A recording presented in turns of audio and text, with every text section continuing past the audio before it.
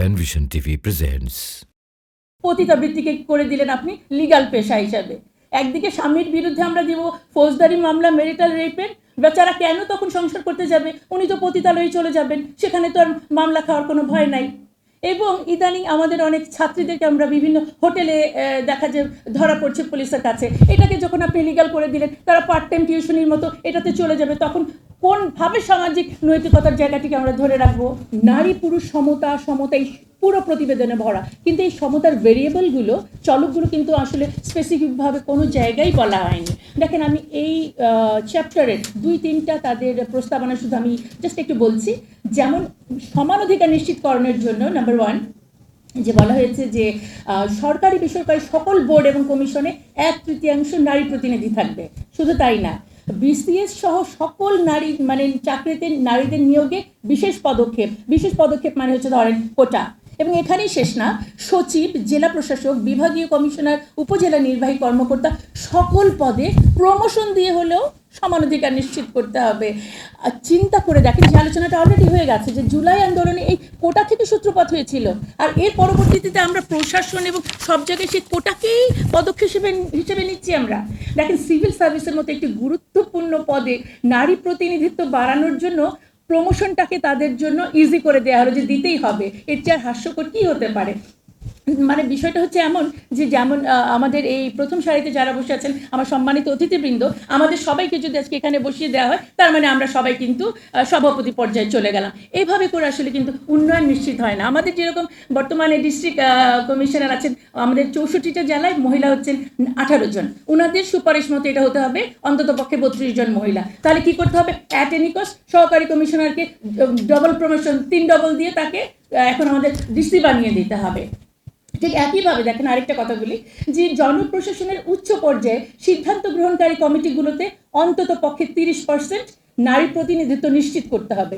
এটা শোনার সাথে সাথে আমার মাথায় আসে যে তারা কি কোনো কমিশন নাকি তারা ডোনার আমার উপর ইম্পোজ করছে, যে আদারওয়াইজ ফান্ড পাওয়া যাবে না।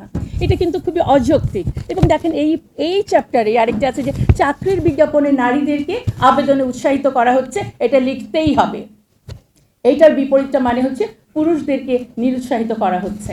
এটিকে আরেকটি বৈষম্য সৃষ্টি করার একটি পায়তারা নয়? এবং দেখেন, লাস্ট আমি এটা নিয়ে যেটা বলতে চাই যে জনপ্রশাসনের সকল আইনকে নারী উন্নয়ন নীতির সাথে সামঞ্জস্য বিধান করে ইমপ্লিমেন্ট করতে বলেছে। যে নারী উন্নয়ন নীতি নিয়ে এত সমালোচনা, যেটার এত ঘাটতি, এটার সাথে এটাকে মিলিয়ে করতে বলা হয়েছে, অথচ তাদের যোগ্যতা বাড়ানোর জন্য কোনো ধরনের এখানে কিন্তু সুপারিশ দেওয়া হয় নাই।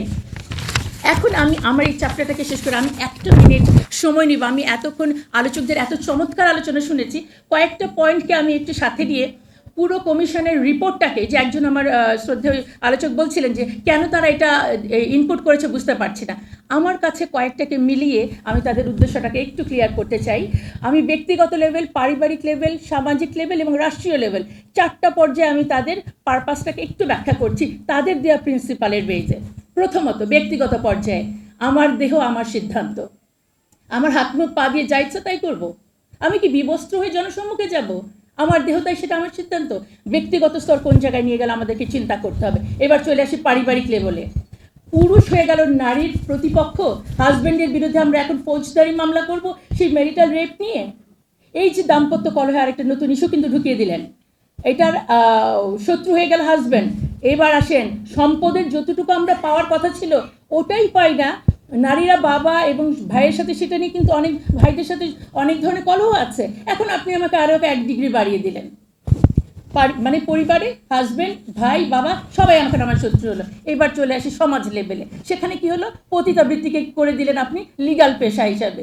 একদিকে স্বামীর বিরুদ্ধে আমরা দিব ফৌজদারি মামলা মেরিটাল রেপের, বেচারা কেন তখন সংসার করতে যাবে, উনি তো পতিতালয়ে চলে যাবেন, সেখানে তো আর মামলা খাওয়ার কোনো ভয় নাই। এবং ইদানিং আমাদের অনেক ছাত্রীদেরকে আমরা বিভিন্ন হোটেলে দেখা যে ধরা পড়ছে পুলিশের কাছে, এটাকে যখন আপনি লিগ্যাল করে দিলেন তারা পার্ট টাইম টিউশনির মতো এটাতে চলে যাবে, তখন কোনভাবে সামাজিক নৈতিকতার জায়গাটিকে আমরা ধরে রাখবো? একইভাবে শিক্ষানীতি নিয়ে অলরেডি কথা হয়েছে, বলা হয়েছে শিক্ষানীতি 2010-কে আধুনিকায়ন করা এবং যৌন সম্মতি বিষয়ক বিবরণীগুলো যেন ইনক্লুড থাকে। আমরা এটিকে ব্যাখ্যা করতে চাই, আমরা আশা করি বুঝতে পারছি। এবং গণমাধ্যম, আপনারা যারা এখানে আছেন, বলা হচ্ছে গণমাধ্যমে নৈতিকতা, অশ্লীল যে শব্দগুলো ব্যবহার করা যাবে না, ব্যবহার করা যাবে না নৈতিকতা, অশ্লীলতা, সুস্থ বিনোদন, শালীনতাপূর্ণ পোশাক, ধর্মীয় অনুভূতি। আমি এই কথাগুলো গণমাধ্যমে বলতে পারবো না। আমি গণমাধ্যমকে তাহলে কোন পারপাসে ব্যবহার করছি? আরেকটা শব্দ, গণমাধ্যমে জেন্ডার স্টেরিওটাইপ কথা, ঘরের কাজ শুধু নারীর এবং নারীরা ধূমপান করবে না, এই কথাগুলো বলা যাবে না।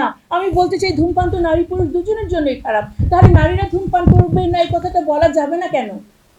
আমাদের উদ্দেশ্যটা বুঝতে হবে তাদের, এবং ধর্মের সাথে সাংঘর্ষিক আইনের ফলে সামাজিক অবস্থা কতটা অস্থিতিশীল হয়েছে আমরা তাদের রিপোর্ট প্রদানের পর থেকে এখন পর্যন্ত এটি বুঝতে পেরেছি। তাহলে ব্যক্তিগত লেভেল, পারিবারিক লেভেল, সামাজিক লেভেল ক্লিয়ার।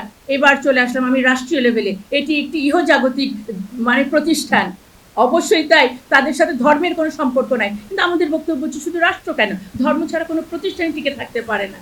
এবং দুঃখজনক তারা বলেছে সংবিধান থেকে নৈতিকতা এবং শালীনতা শব্দ দুটো বাদ দিতে হবে। বাকি আর থাকলো কি আমাদের? দেখেন, আসন বাড়িয়ে যে আপনারা দেখবেন যে 300 আসনকে বাড়িয়ে 600 আসন করতে বলেছে, হ্যাঁ, তার মানে কি মমতাজ এবং শ্রমিক আইসাদের সংখ্যা আরও বাড়বে। এইটা কোয়ান্টিটেটিভ ডেভেলপমেন্ট এবং এটা একটা আই ওয়াশ, যেটা আমি বলেছি যে স্থান পরিবর্তন করে সংখ্যা বাড়িয়ে আসলে কোনো ধরনের নারীর ক্ষমতায়ন অবশ্যই হয় না, সেটা গুণগত হতে হবে। যেমন গত পার্লামেন্ট বা গত 15 বছরের পার্লামেন্টে আমাদের প্রধানমন্ত্রী, স্পিকার, আমাদের বিরোধী দলীয় নেত্রী, তারা সবাই নারী ছিলেন। আমরা কি দেখলাম? একজন নারী নেতৃত্ব ফ্যাসিবাদের অনেক পুরুষ ফ্যাসিস্টকেও তিনি ছাড়িয়ে গেছেন। তো সুতরাং সংখ্যা ভিত্তিক এবং পজিশন ভিত্তিক কাউকে বসালে সেটা ক্ষমতায়ন বলা যায় না। এবং লাস্ট যেটা বলা হলো, মৃত্যুদণ্ড বাতিল করতে হবে। তার মানে কি দাঁড়ালো? একেবারে সাজাই আমরা ব্যক্তিগতভাবে আমি স্বেচ্ছাচারী হয়ে উঠতেই পারি, সামাজিক মূল্যবোধ এবং ধর্মকে আমি তোয়াক্কা না করতেই পারি, এবং যত বড় অপরাধ হোক আমাকে মৃত্যুদণ্ড দেওয়া যাচ্ছে না। সুতরাং এর চেয়ে বড় অরাজক অবস্থা আর কি হতে পারে? সুতরাং এখনই সময় আমাদেরকে এই সংস্কারগুলোর প্রতি এবং এই কমিটির প্রতি অবশ্যই ন্যায্য সিদ্ধান্ত আমাদেরকে নিতে হবে।